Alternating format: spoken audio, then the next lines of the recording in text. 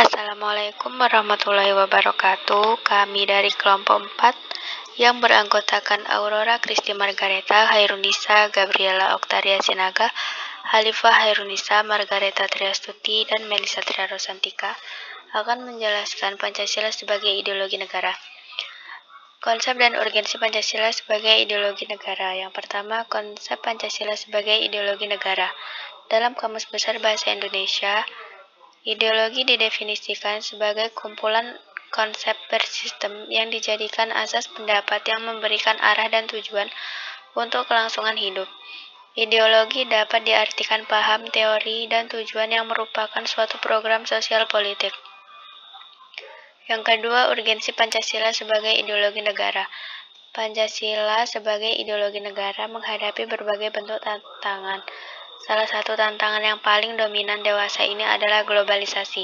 Globalisasi merupakan era saling berhubungan antara masyarakat suatu bangsa dan masyarakat bangsa yang lainnya, sehingga masyarakat dunia menjadi lebih terbuka. Dengan demikian, kebudayaan global terbentuk dari pertemuan beragam kepentingan yang mendekatkan masyarakat dunia. Pentingnya kajian Pancasila sebagai ideologi negara. Warga negara memahami dan melaksanakan Pancasila sebagai ideologi negara. Kita perlu memahami Pancasila sebagai ideologi negara karena ideologi Pancasila menghadapi tantangan dari berbagai ideologi dunia dalam kebudayaan global. Unsur-unsur yang mempengaruhi ideologi Pancasila yaitu unsur ateisme, unsur individualisme, dan unsur kapitalisme. Unsur ateisme adalah sebuah pandangan filosofi yang tidak mempercayai keberadaan Tuhan dan dewa-dewi ataupun penolakan terhadap teisme. Dalam pengertian yang lebih luas, ateisme adalah ketiadaan kepercayaan pada keberadaan dewa atau Tuhan.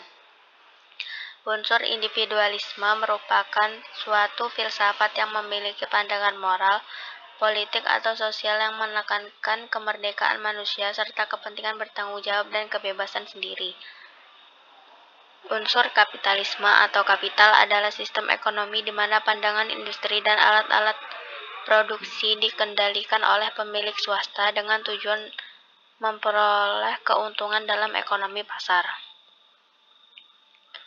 Yang selanjutnya adalah penyelenggara negara memahami dan melaksanakan Pancasila sebagai ideologi negara. Penyelenggara negara merupakan kunci penting bagi sistem pemerintahan yang bersih dan berwibawa sehingga aparatur negara juga harus memahami dan melaksanakan Pancasila sebagai ideologi negara secara konsisten. Magnus Suseno menegaskan bahwa pelaksanaan ideologi Pancasila bagi penyelenggara merupakan suatu orientasi kehidupan konstitusional. Jadi bagi para penyelenggara negara harus menerapkan nilai-nilai Pancasila dalam kehidupannya dan dalam menyelenggarakan tugas negaranya. Yang selanjutnya sumber historis, sosiologis, politis tentang Pancasila sebagai ideologi negara. Yang pertama ada sumber historis. Presiden Soekarno pernah mengatakan, "Jangan sekali-kali meninggalkan sejarah." Pernyataan tersebut dapat dimaknai bahwa sejarah mempunyai fungsi penting dalam membangun kehidupan bangsa dengan lebih bijaksana di masa depan. Jadi dengan adanya sejarah kita dapat belajar dan mengambil hikmah serta tidak mengulangi kesalahan-kesalahan yang pernah terjadi di masa lalu. Yang selanjutnya ada sumber sosiologis. Sosiologi dipahami sebagai ilmu tentang kehidupan antar manusia. Sukanto menjelaskan bahwa dalam perspektif sosiologi, suatu masyarakat pada suatu waktu dan tempat memiliki nilai-nilai yang tertentu. Yang selanjutnya sumber politis. Pancasila dalam tataran tertentu merupakan ideologi politik, yaitu mengandung nilai-nilai yang menjadi kaidah penuntutan dan mewujudkan tata tertib sosial politik yang ideal. Argumen tentang dinamika dan tantangan Pancasila sebagai ideologi negara. Yang pertama, argumen tentang dinamika Pancasila sebagai ideologi negara. Pancasila merupakan wujud dari pemikiran manusia tentang cita-cita yang sesungguhnya, yang sungguh-sungguh digenggam dan berusaha untuk diwujudkan serta sarana yang dapat menyatukan masyarakat melalui wujud aksi yang nyata. untuk kehidupan berbangsa dan bernegara di negara Republik Indonesia. Yang selanjutnya, argumen tentang tantangan Pancasila sebagai ideologi negara. Ancaman yang pertama adalah ancaman separatis dan disintegrasi bangsa. Separatisme adalah paham berupa suatu gerakan untuk membuat negara sendiri. Orang, golongan, atau kelompok yang melakukan separatisme disebut sebagai separatis. Para separatis akan mulai dengan memisahkan diri dari suatu wilayah, bahkan negara, dengan tujuan untuk mendapatkan kedaulatan secara mandiri. Contoh dari gerakan separatis ini adalah pemberontakan PKI di Madiun, Gerakan Aceh Merdeka atau GAM, Republik Maluku Selatan, G30 SPKI, dan sebagainya. Yang selanjutnya adalah pengaruh globalisasi.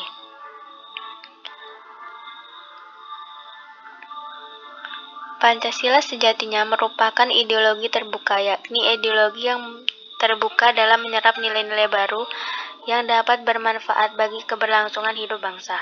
Namun, di sisi lain diharuskan adanya kewaspadaan nasional terhadap ideologi baru. Apabila Indonesia tidak cermat, maka masyarakat akan cenderung ikut arus ideologi luar tersebut. Sedangkan ideologi asli bangsa Indonesia sendiri, yakni Pancasila, malah terlupakan, baik nilai-nilainya maupun implementasinya dalam kehidupan sehari-hari. Nah, selanjutnya, kehidupan elit politik yang tidak selaras dengan Pancasila. Yang selanjutnya, menurunnya moralitas dan kesadaran moral. Menurunnya moral atau degradasi moral adalah suatu fenomena kemerosotan atas budi pekerti seseorang maupun sekelompok orang. Contohnya, banyak remaja yang bersembunyi untuk menonton film porno atau memakai narkoba. Yang selanjutnya, esensi dan urgensi Pancasila sebagai ideologi negara. Esensi Pancasila sebagai ideologi negara. Segala sesuatu yang merupakan hakikat, dasar, intisari, hal yang pokok, penting, ekstrak, dan konsentrat dari segala sesuatu disebut esensi, tergantung dalam konteks dan penggunaannya, sehingga dapat diartikan bahwa esensi Pancasila yaitu hakikat, inti, atau hal pokok Pancasila sebagai dasar negara. Esensi Pancasila sebagai ideologi negara memiliki 3 dimensi, yaitu dimensi realitas, idealitas, dan fleksibilitas Pancasila. Dimensi realitas berarti ideologi itu memiliki nilai-nilai dasar yang bersumber dari nilai-nilai yang real, hidup di dalam masyarakatnya, terutama pada waktu ideologi tersebut lahir, sehingga mereka betul-betul merasakan dan menghayati bahwa nilai-nilai dasar itu adalah milik mereka bersama. Nah, selanjutnya dimensi idealitas. Menyatakan sebuah ideologi harus mengandung cita-cita dari seluruh elemen masyarakatnya, sehingga suatu bangsa mengetahui tujuan mereka masing-masing. Ideologi Pancasila juga telah memenuhi dimensi idealitasnya, karena Pancasila mengandung cita-cita dari seluruh elemen masyarakat di Indonesia. Dimensi fleksibilitas mengandung makna bahwa ideologi Pancasila memiliki keluasan yang memungkinkan dan bahkan merangsang pengembangan pemikiran-pemikiran baru yang relevan, tanpa menghilangkan atau mengingkari hakikat yang terkandung dalam nilai-nilai dasar Pancasila. Ideologi Pancasila memungkinkan untuk menerima pemikiran-pemikiran baru tanpa mengingkari yang hakiki atau nilai dasar Pancasila. Yang selanjutnya, urgensi Pancasila sebagai ideologi negara. Maksud dari urgensi Pancasila sebagai ideologi negara yaitu hal yang penting dari Pancasila dengan peranannya sebagai ideologi negara. Kita sebagai mahasiswa perlu menyadari bahwa peran ideologi negara itu bukan hanya terletak pada aspek legal formal, melainkan juga harus hadir dalam kehidupan konkret masyarakat itu sendiri. Jadi, kita sebagai mahasiswa harus menerapkan ideologi negara kita, yaitu Pancasila, dalam kehidupan kita sehari-hari. Sekian penjelasan dari saya. Kurang dan lebihnya saya mohon maaf. Saya akhiri. Wassalamualaikum warahmatullahi wabarakatuh.